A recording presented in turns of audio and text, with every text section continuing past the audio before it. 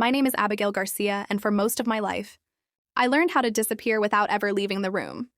The night everything ended began in a private dining room at one of Chicago's most expensive steakhouses. It was my birthday. 40 people filled the long table, my husband's colleagues, friends, partners, and families who had benefited from his success. Crystal glasses sparkled under soft lights. Laughter floated easily, rehearsed, and comfortable. My husband, Benjamin Carver, stood at the head of the table with his glass raised. "Congratulations," he said, smiling broadly as his eyes locked onto mine. "Failure. We're finished." The room erupted in laughter. Cheers followed. Someone clinked a glass too hard against another.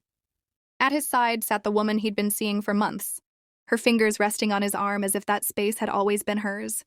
I didn't cry. I didn't shout. I didn't beg. I reached into my purse, pulled out a single black envelope, and slid it across the table toward him. "Before you celebrate," I said quietly, my voice steady enough to cut through the noise, "you might want to explain to your sisters why their tuition disappears tonight. To your parents why their house and cars are gone. And to your partners why the firm collapses before dessert settles." Then I stood, smoothed my dress, and walked out as the first phones began to ring. That was the moment his world started to fall apart. But to understand how I reached that table with my heart strangely calm, you need to know what came before. I grew up in a small town in Indiana, raised by a mother who worked double shifts at a hospital after my father died young. We didn't have much, but we had routine, discipline, and silence. Silence was survival. If you were quiet, observant, and prepared, you stayed safe. I learned early how to listen more than I spoke, how to notice patterns before others realized they existed. That habit followed me through school and into graduate studies, where I fell in love with systems, numbers, data, code. I wasn't interested in chaos. I wanted to understand it. That's where I met Benjamin. He was charismatic in the way ambitious men often are, confident, forward-looking, always speaking as if success were already guaranteed. He talked about building something big, something that would last. When he spoke about partnership, I believed him. When we married, I thought partnership meant sharing the load. I was wrong. We moved into a large house in the suburbs outside Chicago, the kind of place that announced achievement before anyone rang the bell. Every morning, I woke early to make Benjamin's coffee exactly how he liked it. Strong, black, poured at the right temperature into the same mug. I laid out his shirts, perfectly pressed. He slept facing the opposite side of the bed. That distance didn't appear overnight. It grew slowly, inch by inch, until the mattress between us felt like open land no one wanted to cross. By day, I worked at Carver Advisors, the firm Benjamin proudly called his creation. The offices were all glass and steel, designed to look transparent while hiding everything that mattered. What no one knew, what I allowed no one to know, was that the predictive system behind every profitable decision came from me.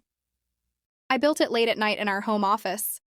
Lines of code written while Benjamin attended dinners, golf outings, and investor meetings. To the outside world, he was the visionary.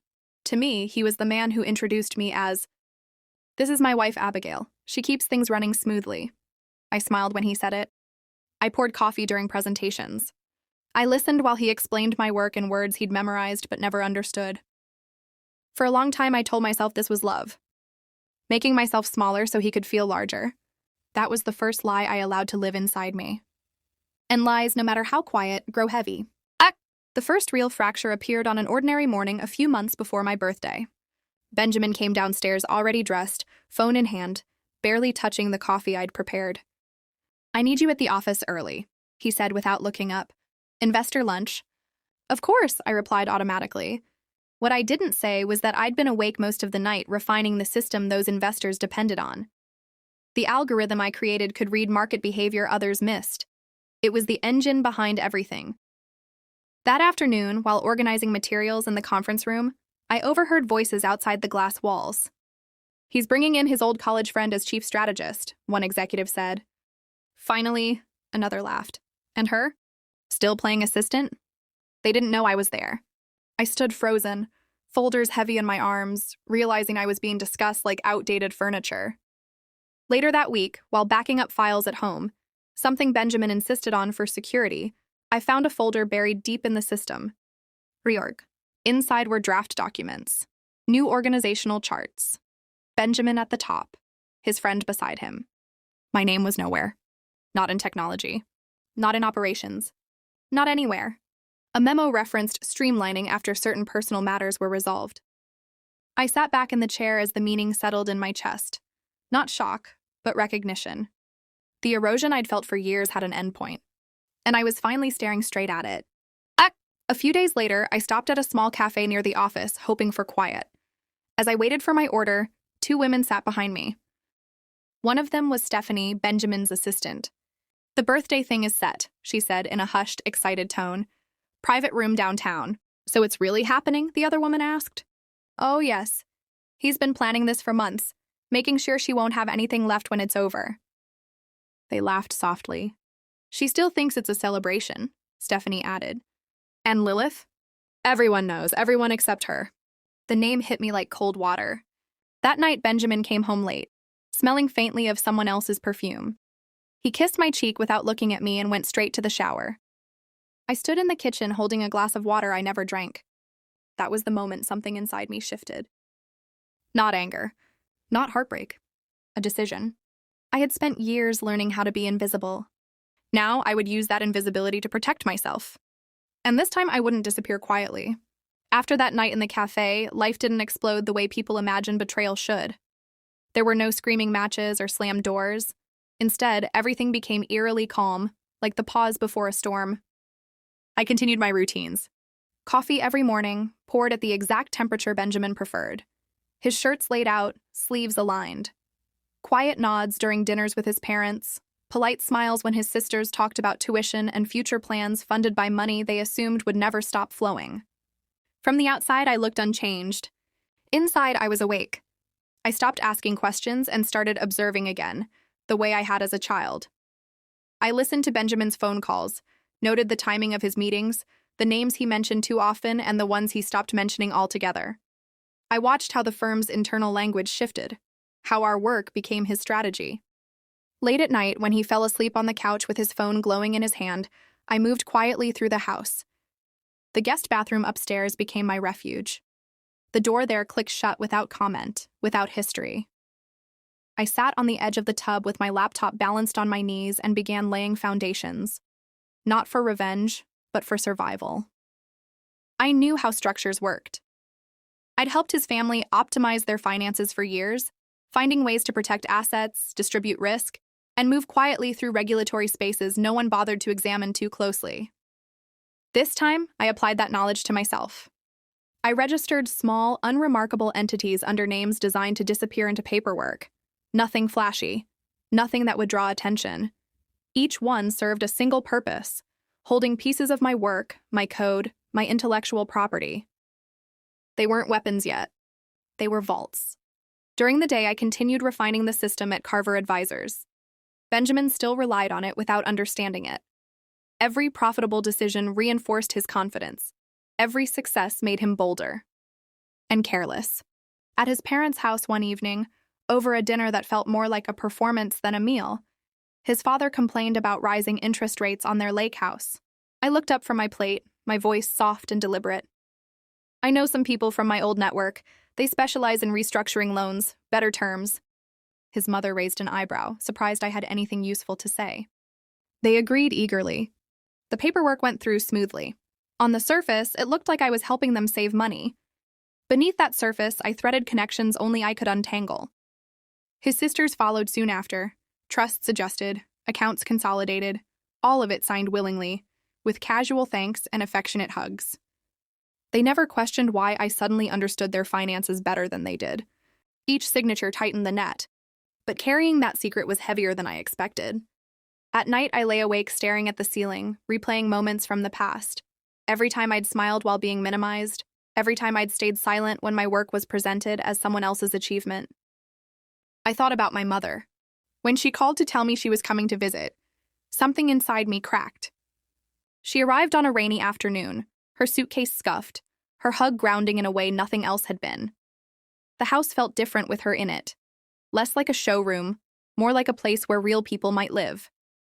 Benjamin came home early that evening, greeted her with polite efficiency, and announced he'd be gone for the weekend on a client golf trip. As his car disappeared down the driveway, my mother reached across the kitchen island and squeezed my hand. "How long?" she asked quietly. Has he made you feel like you don't belong here? The question stole my breath. I told her everything. The files, the whispered conversations, the woman named Lilith, the quiet systems I'd been building to protect myself. She listened without interrupting, her hand steady on mine. When I finished, she was silent for a long moment. Your father's first marriage ended this way, she said finally. She waited too long. Thought endurance was love. By the time she left, she'd lost her fire. She stood and pulled me up. We're packing what you need, just in case. We worked methodically, gathering documents I'd already copied, clothes that felt like mine, small amounts of cash tucked into places Benjamin never looked. We hid everything in the back of the basement closet behind boxes untouched for years. When you're ready, my mother said before leaving, you call me. After she was gone, the house felt emptier, but I felt stronger. A few days later, flowers arrived. Large, expensive pink and white blooms. The card wasn't for me. I called the florist, pretending to confirm an order. Weekly deliveries, they said, to a downtown hotel suite. 6 months running. I set the flowers on the counter and stared at them until whatever illusion remained finally dissolved. That night, lying beside Benjamin as he slept, I realized I wasn't angry anymore. I was clear. The evening of my birthday arrived quietly. Benjamin laid out dresses on the bed like costumes. Wear something appropriate, he said without meeting my eyes. I chose a simple black dress from the back of my closet, one I'd bought before him, when clothes were about comfort and choice, not approval. We drove downtown in silence, his phone lit up constantly. He tilted it away from me. The private room at the restaurant was already full when we arrived. 40 people, his world, no one from mine. He guided me to my seat at the far end of the table. His was at the head, beside Lilith, who smiled briefly when she saw me. I sat quietly, listening to conversations that washed over me without touching. Dessert arrived. A candle flickered. Benjamin stood, tapping his glass. That was when I felt the envelope in my purse, and knew the quiet years were over. The room fell silent the moment Benjamin tapped his glass. 40 faces turned toward him, expectant and smiling, already convinced they knew how the night would end. I sat at the far end of the table, my hands folded in my lap, feeling strangely calm. The envelope in my purse pressed against my side, a quiet reminder that this moment had been planned long before anyone ordered dessert. Before we celebrate Abigail's birthday, Benjamin said, his voice smooth and confident, I have something important to share. He paused just long enough to let the anticipation grow. His eyes met mine and he smiled. Congratulations, he said clearly. Failure, we're finished. Laughter burst across the room, loud and unrestrained. Glasses lifted. Someone whistled. A few people clapped as if this were part of the evening's entertainment. At his side, Lilith joined in politely, her expression composed, her hand resting comfortably on his arm. I stayed seated for a heartbeat longer, letting the sound wash over me. Then I stood. The movement alone was enough to quiet the room. Chairs shifted, conversations stalled mid-breath as I walked the length of the table, heels clicking softly against the floor. I stopped in front of Benjamin and slid the black envelope toward him. Before you celebrate, I said, my voice steady and even, you may want to explain a few things. The laughter died instantly. Explain to your sisters why their tuition funds vanished tonight, I continued.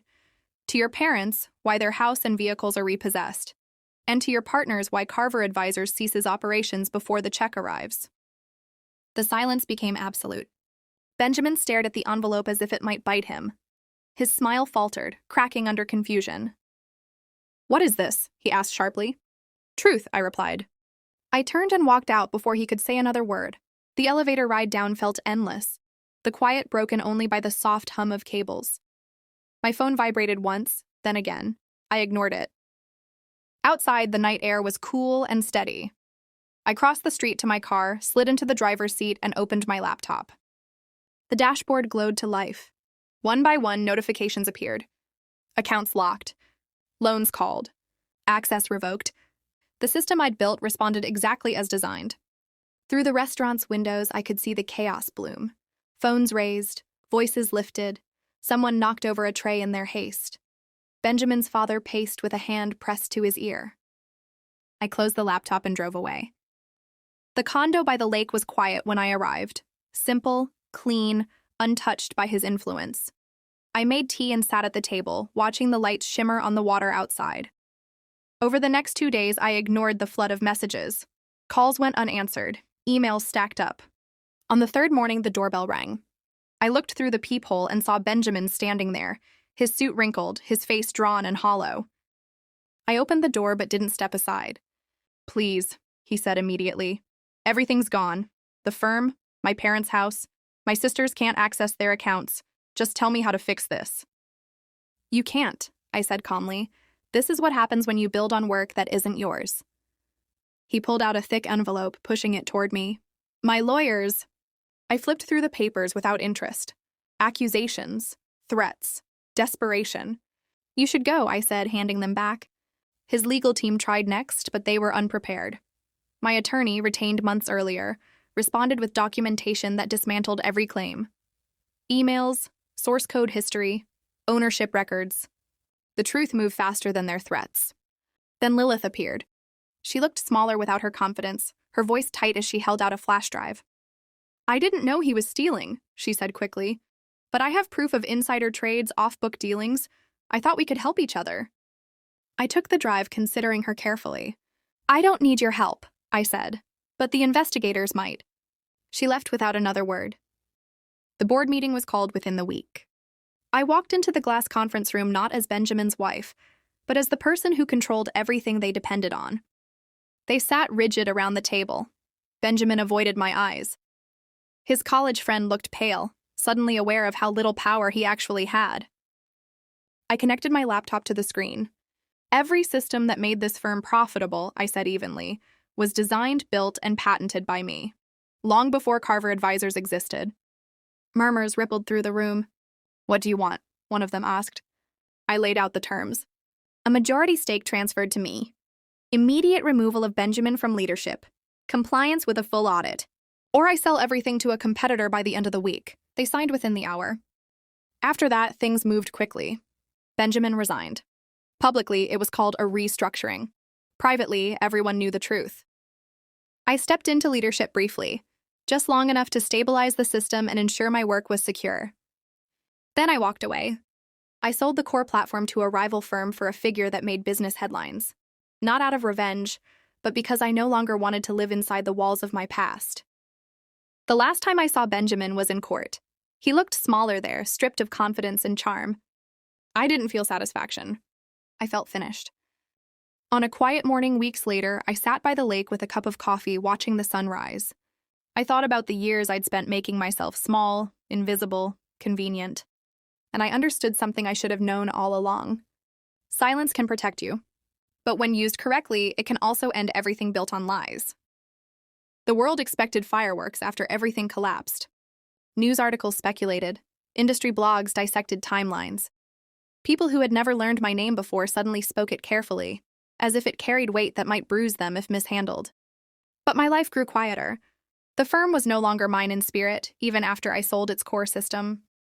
Once the contracts finalized and the money settled into accounts that belonged solely to me, I stepped away completely. No farewell emails, no victory lap. I didn't need witnesses anymore. I spent the first few weeks doing almost nothing. I woke without alarms. I cooked meals slowly, learning again what hunger and satisfaction felt like when they weren't scheduled around someone else's needs. I walked along the lake in the mornings, watching the water change colors as the sun climbed higher. At night, I slept deeply for the first time in years.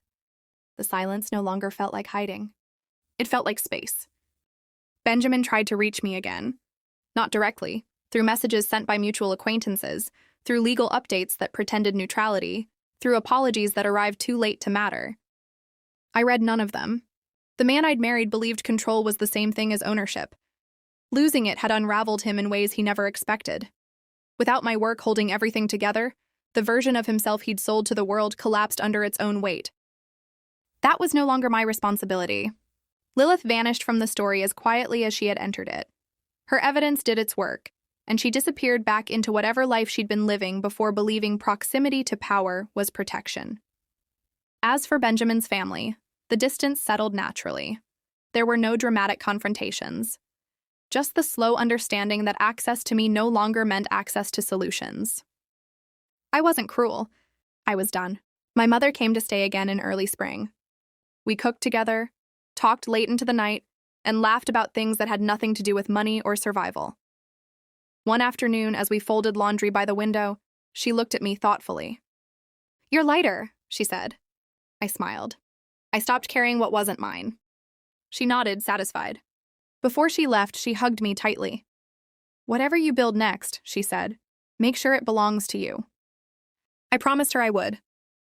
People assumed I'd start another firm immediately, that I'd chase something bigger, louder, more impressive. Instead, I took my time. I returned to what I loved most, designing systems quietly, thoughtfully, without the pressure of spectacle. I consulted selectively, choosing projects that aligned with my values instead of my bank balance. I worked from my condo, sometimes from cafes, sometimes from places that felt unfamiliar and freeing. For the first time, my intelligence wasn't hidden behind someone else's ambition. It stood on its own. There were moments, small, unexpected ones, when grief surfaced. Not for Benjamin, but for the version of myself who believed shrinking was the price of love. I let myself mourn her. Then I let her go. Months later, on my next birthday, I spent the evening alone by the water. No reservations, no speeches, just a quiet dinner and a single candle I didn't bother to light. I thought back to that night in the restaurant, the laughter, the confidence, the way he believed the story was already written. He never understood that I'd been writing a different ending all along. Not one built on humiliation or spectacle, but on choice. The truth is, power doesn't always announce itself. Sometimes it looks like patience. Sometimes it looks like preparation. And sometimes it looks like walking away without asking to be remembered. I didn't destroy Benjamin's world out of anger. I dismantled it because it was built on something that belonged to me. And when it was over, I didn't stay to rule the ruins. I chose myself.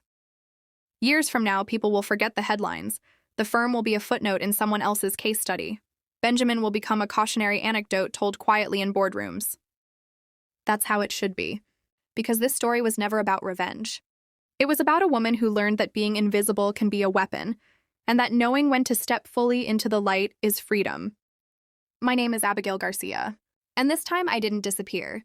I walked away whole.